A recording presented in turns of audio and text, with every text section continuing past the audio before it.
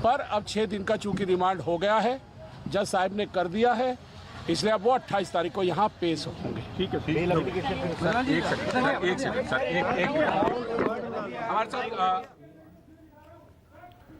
और ये सीधे तस्वीरें कोर्ट के अंदर की तस्वीरें हम आपको दिखा रहे हैं, क्योंकि अरविंद केजरीवाल को 6 दिन की रिमांड पे भेजा गया है। वहां पर अरविंद केजरीवाल कुछ बोल पाते हैं, कोई बयान सामने आता है, देखने वाली बात होगी। आज सुबह जब अरविंद केजरीवाल की इसी तरह की तस्वीरें सामने आई थी तो उन्होंने कहा था कि मेरा पूरा जीवन जो है देश को समर्पित है, यही एक लाइन है। अभी क्या होगा, क्योंकि अभी अरविंद केजरीवाल को कोर्ट से किसी तरह से कोई राहत नहीं मिली है। ठीक ये वही पैटर्न देखने को मिल रहा है जो मनीष सिसोदिया, जब उनकी जमानत की याचिका लगाई गई थी, उनको भी रिमांड दिया गया था, पिछले 13 महीने से वो जेल में चल रहे हैं। और ये तस्वीरें देखिए, ये तस्वीरें सीधे ईडी कोर्ट से हम आपको दिखा रहे हैं। ईडी के अधिकारी जो है अरविंद केजरीवाल को वहां पे देखिए ले जाते हुए साफ तौर से नजर आ रहे हैं। यानी अरविंद केजरीवाल की मुश्किलें यहां पर कम होने का नाम नहीं ले रही हैं। कल अरविंद केजरीवाल की दिल्ली शराब नीति मामले में गिरफ्तारी हुई थी, आज कोर्ट में ईडी की तरफ से अरविंद केजरीवाल को पेश किया गया। और अब ये तस्वीरें राउज एवेन्यू कोर्ट की हम आपको दिखा रहे हैं, जहां से ईडी के तमाम अधिकारी पुलिस के साथ, पुलिस की सुरक्षा के साथ अरविंद केजरीवाल को वहां से ले जाते हुए नजर आ रहे हैं। सुबह जब ये अधिकारी ले जा रहे थे तो अरविंद केजरीवाल का बयान भी सामने आया था, जिसमें अरविंद केजरीवाल ये कह रहे थे कि मेरा पूरा जीवन देश को समर्पित है। आम आदमी पार्टी की तरफ से ये मैसेज भी देने की कोशिश की जा रही है कि ये दिल्ली शराब नीति मामले में राजनीतिक प्रतिद्वंद्विता के पीछे, बदले की कार्रवाई के पीछे उन्हें फंसाने की कोशिश की जा रही है। ये दो तस्वीरें हम आपको दिखा रहे हैं आपके टीवी स्क्रीन पे। बाहर रैपिड एक्शन फोर्स जो है तैनात कर दी गई है, बाहर सुरक्षा जो है पूरी तरह से चाक चौबंद है। अंदर कोर्ट की तस्वीरें हम आपको दिखा रहे थे। सीधा रुख करते हैं मेरे सहयोगी राहुल प्रकाश का। ग्राउंड जीरो से सुबह से आप तक हर एक अपडेट, हर एक तस्वीर आप तक पहुंचा रहे हैं। राहुल, क्या हलचल, क्या अपडेट? इस देश में पीएमएलए एक ऐसा कानून है जिसके तहत बेल मिलना लगभग असंभव है। हमने देखा है कि किस तरह एक के बाद एक विपक्ष के सारे नेताओं पर ईडी के माध्यम से पीएमएलए पर केस करवाए जाते हैं। क्यों?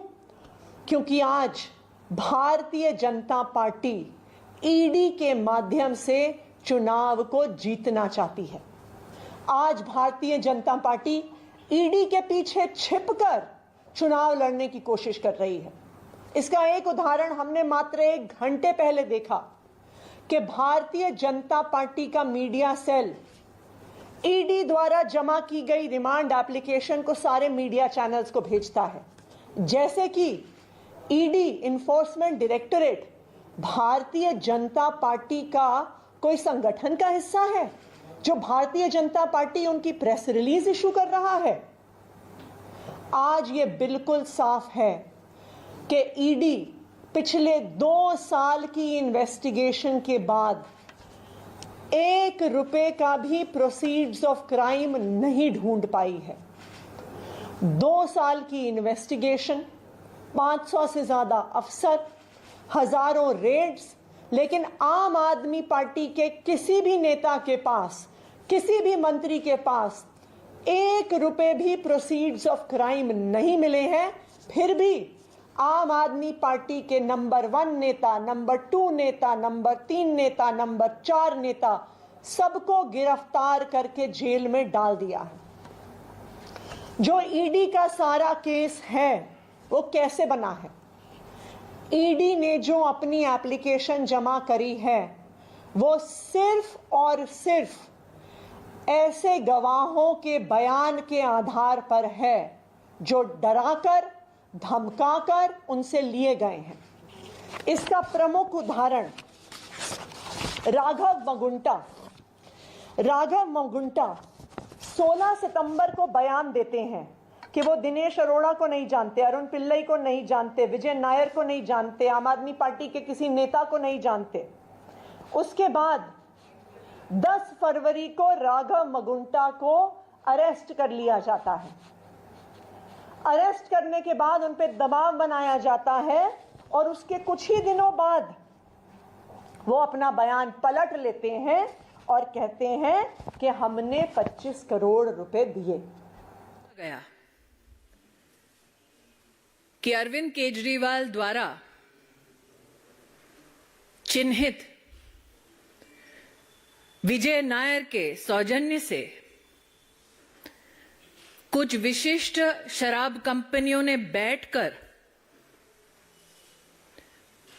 शराब की पॉलिसी बनाई, तो अरविंद केजरीवाल जी के किसी भी वकील ने इस तथ्य का खंडन नहीं किया। आज कोर्ट में कुछ बैंक ट्रांजैक्शंस का विशेष उल्लेख हुआ। एक बैंक ट्रांजैक्शन ऐसा जिसके अंतर्गत समीर महेंद्रू 1 करोड़ की राशि मेसर्स राधा इंडस्ट्रीज में ट्रांसफर करते हैं। दूसरा, कोर्ट में जो मीडिया की एजेंसीज के माध्यम से दस्तावेजों में ध्यान में आता है, विजय नायर को समीर महेंद्रू 2 से 4 करोड़ रुपया देते हैं। इसका भी अरविंद केजरीवाल ने खंडन नहीं किया, ना ही अपने आप को इससे दरकिनार किया। आज कोर्ट में सीबीआई और इंडियन पीनल कोड के अंतर्गत, पीएमएलए के अंतर्गत जितने केसेस दाखिल हुए थे और जो विविध कोर्ट्स के सम्मुख पेश हुए, उसके खिलाफ भी अरविंद केजरीवाल के लॉयर्स ने कोई स्पेसिफिक मंतव्य नहीं दिया। ऐसा अगर आप ऑनलाइन लीगल प्रोसीजर्स को रिपोर्ट करने वाली एंटिटीज का भी खाका पड़े तो ध्यान में आता है। केस के कुछ तथ्य हैं जो जानकारी में आता है कि आज कोर्ट के सम्मुख प्रस्तुत हुए। एक, कि 4/9/2020 दिल्ली सरकार एक एक्सपर्ट कमेटी बनाती है। उस कमेटी का बनना, ये ऑर्डर देने वाले, इशू करने वाले व्यक्ति का नाम है मनीष सिसोदिया। एक्सपर्ट कमेटी को चेयर करते हैं तब के एक्साइज कमिश्नर, और इस कमेटी ने 13/10/2020 अपनी रिपोर्ट सबमिट की, ऐसा जानकारी में आता है। एक्सपर्ट कमेटी की रिपोर्ट 31 दिसंबर 2020 में सार्वजनिक की जाती है और 14,671 फीडबैक्स आते हैं।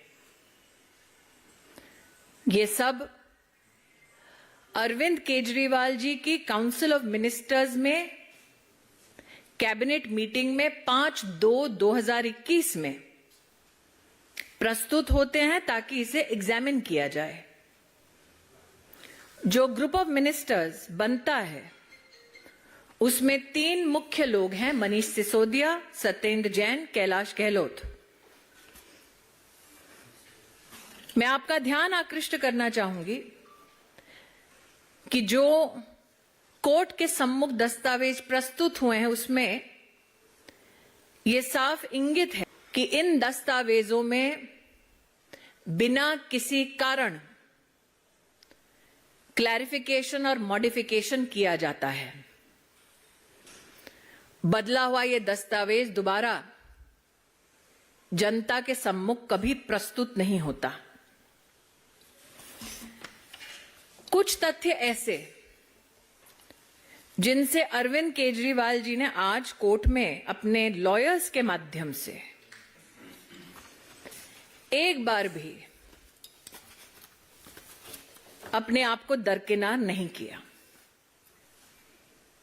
एक, मनीष सिसोदिया के अपने सेक्रेटरी ने 7 दिसंबर 2022 में ये